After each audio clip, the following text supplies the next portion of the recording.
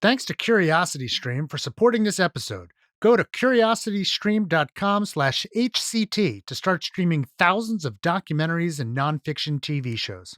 It's that time of year again. For the last 2 years, we've covered the Lown Institute Shkreli Awards, a top 10 list of the worst examples of profiteering and dysfunction in healthcare. The awards for 2021 have been released, and we're here to share the horror of it all. That's the topic of this week's Healthcare Triage.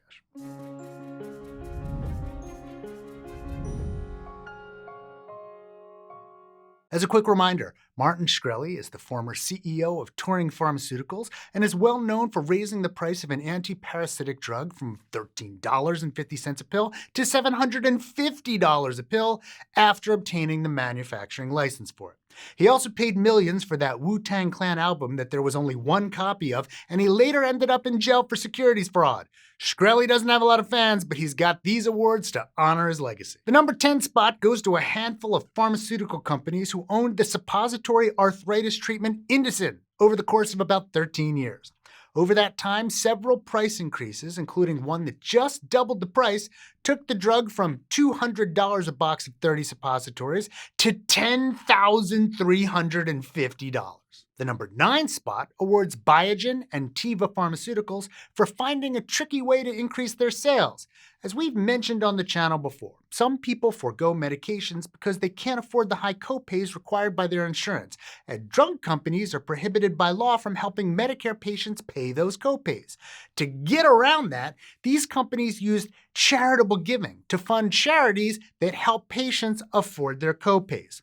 One report suggests that for every $1 million spent on these kinds of charitable donations, up to $21 million in profits is generated, not to mention the tax write-offs. The number 8 spot is occupied by Lenox Hill Hospital in New York City. They won this spot for sending patients to their ER for COVID testing, allowing them to charge more than $3,000 for nasal swab COVID-19 tests that only cost about $100.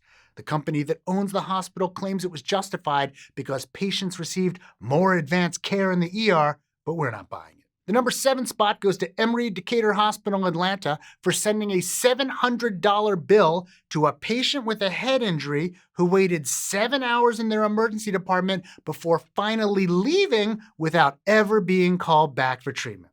In response to her complaint, the hospital said that people are charged before they are seen, not for being seen, calling it a facility fee. The number 6 spot goes to Parkview Regional Medical Center in Fort Wayne, Indiana, for a practice that several hospital systems seem to be doing.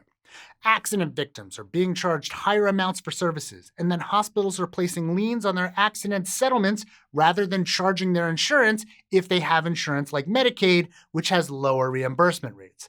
The Parkview Hospital claims that this is because Medicaid is government assistance, not health insurance. The number 5 spot is occupied by Community Health Systems Incorporated, one of America's largest hospital chains. Between March 2020 and May 2021, they filed at least 19,000 lawsuits against their patients for unpaid medical bills. Many hospitals have put these lawsuits on hold during the pandemic, but not Community Health Systems, even though they've received over $700 million in pandemic-related government aid, helping to make 2020 their most profitable year in a decade. The number 4 spot was awarded to Merck. The drug Molnupiravir, which we covered in a previous episode, was originally developed by Emory University for a different disease with the help of millions of dollars in government grants. The treatment costs just $18 per dose to produce, but Merck charged the US government over $700. We can't help but include a comment from one of the award judges on this one. Drug companies are only marginally less ruthless than drug cartels. The number 3 spot has been given to Ascension, a Catholic nonprofit hospital system with a mission to serve the poor and vulnerable. They've been given a Shkreli Award for creating a $1 billion private equity operation where they invest, among other things, in a debt collection company. While they claim that the monetary gains they get from this private equity operation help them care for the poor and vulnerable, they've actually cut services at 2 of their safety net hospitals, even closing one of them entirely.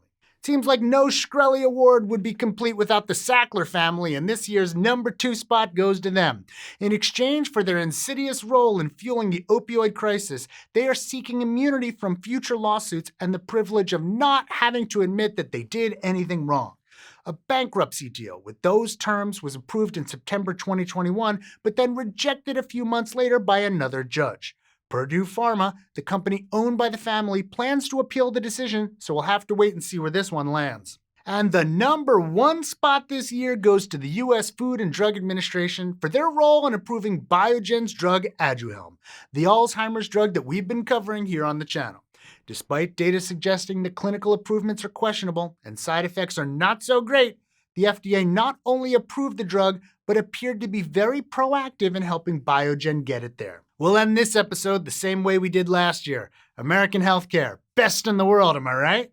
This episode is brought to you by CuriosityStream, a subscription streaming service that offers thousands of documentaries and nonfiction TV shows from some of the world's best filmmakers, including exclusive originals.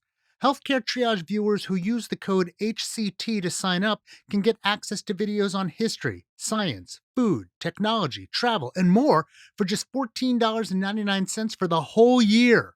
Hey, did you enjoy this episode? You might enjoy this previous episode, which is an update on the Alzheimer's drug Aduhelm, which we just mentioned. We'd appreciate it if you'd like and subscribe down below, and consider going to patreon.com/healthcaretriage, where you can help support the show even during a global pandemic. We'd like to especially thank our research associates, James Glasgow, Joe Sevitz, Edward Lillaholm, and Brian Nam, and of course, our Surgeon Admiral Sam.